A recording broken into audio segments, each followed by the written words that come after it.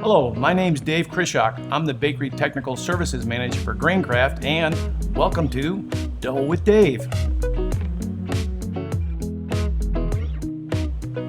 Flour quality, consistent performance, and overall specifications can significantly impact the results of a baked product. Everything from appearance to crumb to mouthfeel is an effect of the performance of the flour.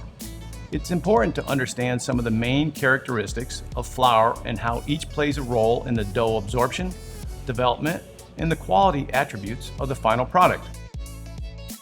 There are a few tests that millers use to understand how a flour will perform. The first is the Farinograph, which measures the dough's tolerance to mixing, or Mixing Tolerance Index, also known as MTI. A lower MTI would produce a flatter Farinograph curve, indicating a stronger flour. Knowing the MTI can determine the absorption, which is the amount of water required to reach optimum hydration, and the mixing behavior of the dough. Another test is the falling number test, which is used to measure the activity level of the alpha amylase enzyme.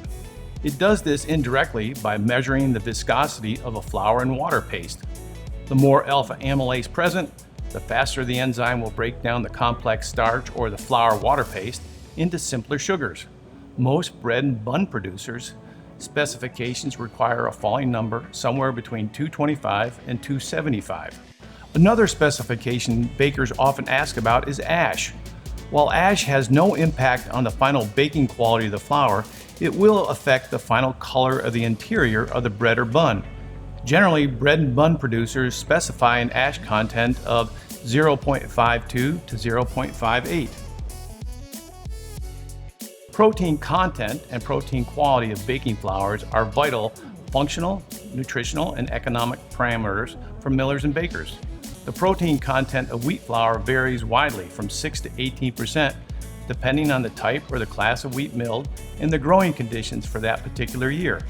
Protein content can affect dough's functional performance, such as water absorption, cohesiveness, viscoelasticity, dough strength, texture, final loaf volume, and crumb and grain. Protein content can also affect the processing and handling of the doughs. High protein flours are physically stronger and more stable than those made with lower protein content, which makes them more tolerant to the stresses of commercial production lines. High protein flours also require more water and longer mixing times to achieve optimum dough development and product consistency.